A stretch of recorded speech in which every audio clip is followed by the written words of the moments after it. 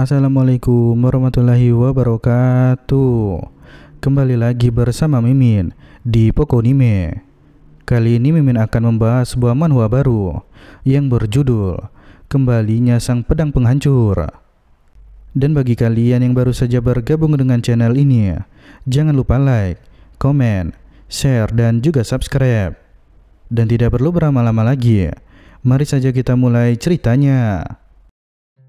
Sembari menggaruk telinga, Cheon berkata di dalam hati, seseorang sepertinya sedang memujiku, tapi saat ini aku harus fokus. Sembari memejamkan mata, ia mengalirkan energi Ki dan berkata di dalam hati, energi batinku tidak mencukupi bahkan setelah meminum Nen Dragon Iron Hair Elixir. Aku yakin si sialan itu akan mengawasiku, dan berinteraksi dengan anggota aliansi murim rasanya juga tidak nyaman. Lalu sembari memejamkan mata, Cheon mulai menenangkan diri sembari mengatur energi Ki yang ada di tubuh. Dengan luapan Ki berwarna putih tenang, dia mencoba untuk mengedarkan Ki ke seluruh tubuhnya. Lalu sekarang cerita berganti ke esokan pagi. Ada seorang wanita yang berkata, aku tidak tahu kalau arena bela diri yang hebat itu seluas ini, dan mereka bahkan juga menjual senjata di sana. Dan melihat banyak orang yang datang kemari, mungkin ada sekitar 500 peserta yang mengikuti acara ini. Untuk wanita ini dia bernama Yeon Hwa. Dia itu murid dari faksi Hwasan dan juga murid Akademi Murim. Namun pria lainnya memberitahu, tapi lebih dari 1/10 orang di sini mungkin akan tersingkir di babak penyisihan. Jadi kau tidak boleh lengah. Untuk pria ini dia bernama Yo Hayeon. Dia merupakan murid dari faksi Hwasan dan juga murid Akademi Murim. Namun setelah itu Yeon Hwa bertanya, ngomong-ngomong apa kau sudah mendengar rumor yang saat ini telah beredar? Namun karena ia yang juga penasaran, Hayeon pun bertanya tentang rumor tersebut.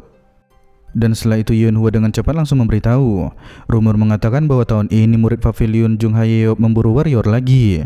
Selama periode percobaan, ada tradisi bagi siswa Pavilion Jung Hayeon untuk memburu murid dari Pavilion Yongcheon. Sembari memikirkan hal tersebut, Hayeon berkata, aku memang mendengar rumor itu, tapi menurutku itu tidak benar. Namun dengan semangat wanita itu kembali berkata, lagi pula target perburuan tahun ini adalah kambing hitam dari Pavilion Yongcheon. Maksudku targetnya itu adalah Namgung Cheon, putra dari Supreme Executor. Namun Hayeon langsung berkata, apapun yang terjadi, menjadikannya kambing hitam itu adalah tindakan yang tidak masuk akal, dan hati-hati dengan kata-katamu. Akan tetapi seolah tak mendengar perkataan pria itu, Yeon Hwa kembali berkata, tapi yang lebih mengejutkannya lagi adalah murid Pavilion Jung Hayeon gagal dalam perburuan mereka. Tapi karena Hayeon yang tak terlalu peduli dengan rumor yang tidak jelas, ia pun kembali berkata, daripada kau mengkhawatirkan yang seperti itu, lebih baik kau fokus pada dirimu sendiri. Dan terkadang, rumor yang tidak jelas seperti itu selalu saja beredar sebelum peristiwa besar terjadi. Namun wanita itu langsung kembali berkata, tapi bukankah itu mengejutkan tentang kegagalan murid Pavilion Jung Hayeon dalam perburuan mereka? Namun setelah itu kedua orang ini menjadi terkejut karena ada seorang pria yang marah sembari berkata, hei, katakan lagi kami gagal dalam hal apa? Khawatir jika situasi ini menjadi lebih buruk lagi, Hayeon pun langsung bertindak dan meminta maaf. Tolong maafkan juniorku yang telah mengatakan rumor yang tidak jelas. Aku meminta maaf atas namanya, jadi mohon maafkan kami dengan hati yang terbuka. Ugi yang mendengar perkataan wanita itu juga kesal dan langsung angkat bicara. Bukan kau yang salah, jadi kenapa juga kau yang harus meminta maaf? Sembari mempertahankan postur tubuhnya, Hayeon kembali berkata, junior kami berasal dari keluarga terpandang. Dia belum paham dengan etika yang benar, jadi tolong dimaklumkan. Namun tentu saja Ugi tak ingin hal ini berakhir dengan mudah. Ia mengatakan bahwa dia tidak mengerti sama sekali dengan perkataan pria itu. Melihat seniornya yang diremehkan itu membuat Yeon Hwa marah dan berkata, padahal itu salahku. Dan Hayeon meminta maaf dengan sangat sopan. Tapi bukannya kau juga harus menunjukkan rasa hormatmu? Melihat wanita itu yang menunjukkan perlawanan, Ugi pun kembali berkata, coba lihatlah sikap wanita yang bermasalah ini. Menurutmu apakah aku harus menerimanya begitu saja? Menyadari jika situasi ini dibiarkan akan menjadi semakin runyam, Hayeon pun meminta juniornya untuk berhenti berbicara. Namun setelah itu ia juga meminta maaf lagi kepada kedua orang tersebut, dan dia nanti juga akan memarahi juniornya dengan keras. Tapi tentu saja Seung tak ingin hal tersebut. Ia pun kembali berkata, mana mungkin aku mau hal seperti itu, biarkan kami sendiri yang akan memarahi wanita itu. Namun setelahnya ada seseorang berkata, Kalian hewan sialan, minggirlah dari jalanku. Akan tetapi dengan sangat bodohnya, Seong mengikuti perkataan tadi dengan mengatakan hal yang sama. Namun sesaat setelah sadar, dia langsung melihat ke arah belakang, dan pria yang mengatakan hal tersebut tanpa takut itu adalah Cheon. Menganggap kedua orang itu sebagai hama yang tak berguna, Cheon pun langsung berkata, "Kalian berdua minggirlah dari jalanku, dan jangan bersikap sombong hanya karena kau memiliki badan yang lebih besar." Melihat dirinya yang benar-benar sudah diremehkan oleh pria itu membuat Seong menjadi marah, dan dengan cepat dia melapisi tinjunya dengan energi Ki. Akan tetapi lintas serangan yang begitu sederhana ini sangat mudah dibaca oleh Cheon. Dia yang tak perlu menggunakan banyak gerakan, dengan satu tangan langsung menghentikan pukulan tersebut. Mendengar keributan yang mendadak itu, seluruh mata orang pun mulai tertuju ke arah mereka. Akan tetapi Seong yang terkejut berkata di dalam hati, "Bagaimana mungkin pria ini bisa menangkis tinjuku hanya dengan tangan kosong seperti itu?" Hayeon yang melihat itu juga berkata di dalam hati, "Pria itu sungguh mengesankan. Tidak kusangka dia menangkis serangan kuat Huang Bosega dengan satu tangan. Tapi kenapa Seong tak menarik lengannya? Atau apakah mungkin ia tak bisa melepaskan tinjunya dari cengkeraman pria itu?" Seperti yang diduga oleh Hayeon, Seong yang tak bisa menarik lengannya, ia langsung melepaskan tinju kedua ke arah lawan. Melihat tindakan yang diambil oleh pria itu, Cheon tersenyum sembari berkata, "Ini jelas kau duluan yang memulai perkelahiannya. Jadi kau tidak boleh mengeluh dengan hal selanjutnya yang akan terjadi." Setelah ia mengatakan hal tersebut, dengan santai Cheon langsung memelintir tangan pria itu hingga lawannya tak bisa bergerak. Bugi yang panik langsung bergegas ingin menolong, akan tetapi ia pun dihalangi, dan setelah itu Hayeon berkata, "Aku tentu saja tidak bisa berdiam diri saat sudah menerima bantuan." Melihat pria itu yang juga menunjukkan perlawanan, Wugi langsung menyiapkan senjata untuk mengambil tindakan. Akan tetapi di saat kedua pria ini yang juga sudah menyiapkan tekad untuk mengambil tindakan satu sama lain, secara tiba-tiba di saat Hayeon ingin menarik pedangnya, seseorang langsung berteriak, "Tutup mulut kalian sekarang juga, dan dengarkan apa yang akan aku katakan." Dengan teriakan keras itu langsung menghentikan keempat orang yang sedang berselisih. Mereka yang terdiam langsung mendengar perkataan dari orang tersebut. "Sekarang sudah saatnya. Aku akan mendeklarasikan pembukaan turnamen Infinite United Martial Arts ke-14. Wanita ini bernama Dang Yeseul. Dia putri tertua dari keluarga Sacheondang dan pemimpin faksi Murim Sekte Red Crane." Setelah mendengar pengumuman, Cheon pun langsung melepaskan cengkeramannya dari Seung. Akan tetapi dari sisi lain, Seul yang melihat Wugi berkata di dalam hati, "Sekarang masalah apa yang ditimbulkan oleh si bodoh itu?" Namun setelahnya ia pun kembali berkata, "Upacara pengukuhan dijadwalkan akan dimulai, jadi semua penonton harus tetap tenang." Sembari melihat orang-orang yang duduk di tempat VIP, Cheon berkata di dalam hati, "Sebagian besar orang di sana kelihatan familiar. Mereka semua sudah tua, tapi bagaimana dia bisa kehilangan matanya? Apakah itu karena pertarungan denganku sebelumnya? Aku bahkan tidak tahu siapa wanita tua itu, tapi aku ingat dengan jelas bocah nakal itu. Dia pemimpin Squad Extermination Go Cheonso. Itulah sebabnya pepatah mengatakan, kau harus mencabik-cabik mangsa saat berburu.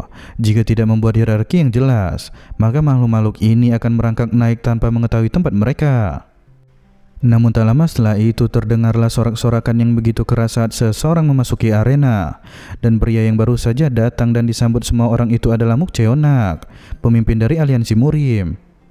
Cheon yang melihat Pak Tua itu sangat mengetahui dan sangat membenci orangnya. Dengan mata yang penuh amarah dia berkata di dalam hati, "Akhirnya raja telah tiba.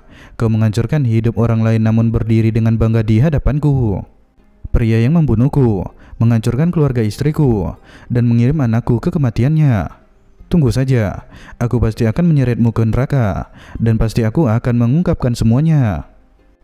Lalu sekarang cerita lewat ke beberapa saat kemudian. Mu Cheonak memberikan pidato yang penuh semangat tentang keadilan dan juga seni bela diri. Pidato yang begitu semangat membuat para murid aliansi Murim terbakar semangatnya. Mendengar perkataan orang itu tentu membuat Cheon menjadi tidak senang. Akan tetapi di saat ia selesai memberikan pidato, Cheonak langsung melirik ke arah Cheon dengan tatapan mata yang begitu tajam. Setelah duduk ia mengkonfirmasi kepada seseorang, "Apakah itu anaknya?"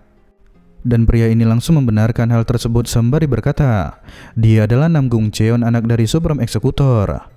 Untuk pria ini bernama Mo Yong-shin, pemimpin keluarga Moyong dan pemimpin faksi Murim Sekte Blue Dragon. Di saat Cheonak mengatakan bahwa anak itu mirip dengan ibunya, Mo Yong-shin langsung berkata, "Jangan khawatir, dia sama sekali tidak berbakat dan biasa-biasa saja." Namun setelahnya Cheonak kembali berkata, itu sungguh melegakan, tapi jika keturunan dari Supreme Executor mendapat ketenaran sebagai orang yang terlambat berkembang, maka segalanya akan menjadi mencurigakan. Sembari memegangi janggutnya, ia kembali berkata, apakah itu Moyongkang? Aku juga mempunyai harapan yang tinggi terhadap saudara kecilmu. Akan tetapi dengan mata yang tajam, Cheonak melihat ke arah Cheon sembari berkata di dalam hati, tapi entah mengapa, ada sedikit bau Jin Cheonrang pada anak itu. Dia memang putranya, mungkin saja itu hal yang wajar. Menyadari tatapan itu, Cheon berkata di dalam hati, aku berhati-hati karena memenangkan turnamen mungkin menarik perhatian yang tidak diinginkan, tapi sepertinya sekarang aku sudah ditandai. Dalam situasi seperti ini, apakah aku harus membuat keributan? Dengan mata yang melotot, Cheon sudah membulatkan apa yang ingin ia lakukan. Raja sialan, sekarang kau tertawalah sesukamu, karena kali ini aku pasti akan menjadi pemenangnya. Lewat beberapa saat kemudian, Seol kembali menjelaskan, sekarang kita akan memulai hari pertama dengan lomba menyeberangi sungai. Itu merupakan ujian dasar dari semua seni bela diri. 200 orang terakhir akan dipilih berdasarkan siapa cepat dia yang dapat. Dan yang harus kalian lakukan hanyalah berlari menuju tujuan. Dan untuk tujuannya adalah kapal yang terapung di Sungai Chang. Dan setelah 200 orang menaiki kedua kapal tersebut, maka ujiannya akan berakhir. Di saat semua orang yang kebingungan kapan ujian ini akan dimulai, Cheon yang tanpa ragu langsung mendahului mereka dan memulai start duluan dari orang-orang itu. Melihat seorang pria muda yang cepat tanggap itu membuat Seol tersenyum dan berkata di dalam hati, pemula di Gangho tidak ada yang diumumkan sebelumnya. Peluangnya sama dan mereka yang cerdaslah yang akan bertahan dan berkembang. Dan Gangho adalah tempat di mana wawasan, kemampuan, dan keberuntungan semuanya itu adalah penting. Sekarang cerita berganti di kapal. Pria ini bernama Choripyo. Dia adalah pemimpin Stormvanguard Aliansi Murim. Dia bertanya-tanya apakah sekarang pertandingannya sudah dimulai atau belum. Akan tetapi dari atas kapal ia melihat bayangan dari seorang pria muda yang sudah ada di pinggir sungai. Namun setelah itu ia pun berkata, tapi sering kali ada kasus di mana peringkat akan berubah saat para peserta mendekati sungai. Namun hal itu tentu saja tak berlaku bagi Cheon. Ia yang sangat tenang langsung menggunakan kemampuan Water Surface Flight. Melihat anak muda itu yang bergerak lurus tanpa ada kendala dan melompat-lompat di atas kayu yang mengambang, itu membuat kedua orang ini menjadi sangat terkejut dengan mata yang terbelalak. Meskipun anak muda itu kekurangan kekuatan batin, akan tetapi dia dengan mudah menginjak pohon di sepanjang jalan. Dan Choripyo yakin bahwa itu benar-benar kemampuan bela diri yang tiada bandingnya. Ia yang senang berkata di dalam hati, dia itu anak ajaib, aku harus merekrutnya ke barisan depan. Dan tanpa butuh waktu yang lama, Cheon yang sudah meraih seutas tali langsung melompat masuk ke atas kapal. Melihat pria muda itu yang baru saja datang, Choripyo langsung memberikan selamat kepadanya. Dan ia juga memberitahukan bahwa anak muda itu sudah lulus ujian dengan hasil yang sangat luar biasa. Namun setelah itu ia pun berkata, jadi bagaimana? Apa kau ingin bergabung dengan Stormvanguard? Namun dengan ekspresi wajah yang sangat datar, Cheon langsung menolak hal tersebut, sehingga membuat penguji ini langsung membatu. Dan setelah butuh beberapa saat untuk mencerna perkataan itu, Choripyo yang terkejut langsung berteriak, karena anak itu dengan sangat cepat menolak ajakannya. Cerita pun berakhir. Terima kasih bagi kalian semua yang telah menonton video hingga akhir. Nantikan episode selanjutnya. Wassalamualaikum warahmatullahi wabarakatuh.